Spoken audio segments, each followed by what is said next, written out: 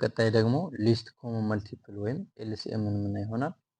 ሊስት ኮመን መልቲፕል ማለት the smallest positive integer that is a multiple of a given number የሆነ ሁለት ቁጥር ወይም ሶስት የሆኑ ቁጥር ተሰጥቷችሁ የነሱ የጋራ ብዜታቸው ውስጥ ትንሹን ማለት ነው። ለምሳሌ የ12 እና የ16 ኤልሲኤም ወይም ኮመን ሊስት ኮመን መልቲፕል ብትጠየቁ ምን ታደርጋላችሁ? የ12ን እስኪ እንዘርዝራቸው። 12 24 36 48 60 እያለ ይቀጥላል። የ16 ደግሞ 16 32 48 60 64 80 እያለ ይቀጥላል ማለት ነው። ከነኚህ ውስጥ ብዙ የጋራ ብዜቶች ሊኖሩ ይችላሉ ወደፊት ወደዚህ ማለት ነው። ነገር ግን እኛ የምንፈልገው ትንሹን ነው ማለት ነው። እዚህ ጋር የሚያመሳስላቸው 48 አለ። ስለዚህ የነሱ ኤልሲኤም 48 ነው ማለት ነው። ነገር ግን በዚህ መንገድ መስራት በጣም አድካሚ ነው፣ በተለይ ትልቅ ቁጥር ሲሆን ማለት ነው። በፕራይም ፋክተራይዜሽን እንዴት እንደሚሰራ አሳያችኋለሁ። ፎር ኤግዛምፕል የ48 እና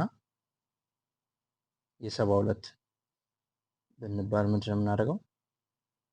ለ48 ብናወጣ 48 ለ2 24 ከዛ ለ2 12 ለ2 6 ለ2 3 ማለት ነው።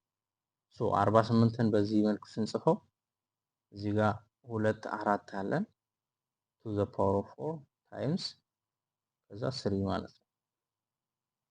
ከዛ 72ን እናውጣ። 72 በ2 36 በ2 18 በ2 9 9 ደግሞ በ2 ስለማይል በ3 3 ይሆናል ማለት ነው።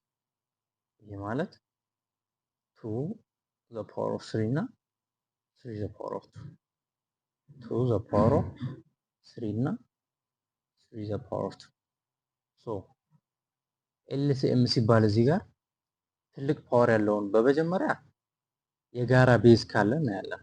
የጋራ ቤዝ አሁን አለ፣ ሁለትም እዚህም አለች፣ ከዛ ሶስትም ሁለቱም ጋር አለ። የጋራ ቤዙን ካየን በኋላ ትልቅ ፓወር ያለው ነው የምንወስደው። አሁን ከዚህኛውና ከዚህኛው to the power of 4 ነው የምንወስደው ማለት ነው። to the power of 4 እንወስዳለን ሲባዛ እንደገና ከ3 እና ከ3 the power of 2 3 the power of 2 ነው የምንወስደው ማለት ነው።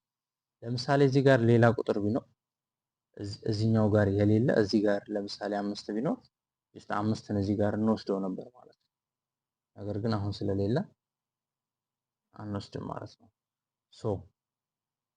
ኤልሲኤማችን ይሄ ይሆናል። to the power of 4 ማለት 16 ነው ሲባዛ 3 the power of 2 9 ይሄ ስንት ይሆናል? 144 ይሆናል ማለት ነው።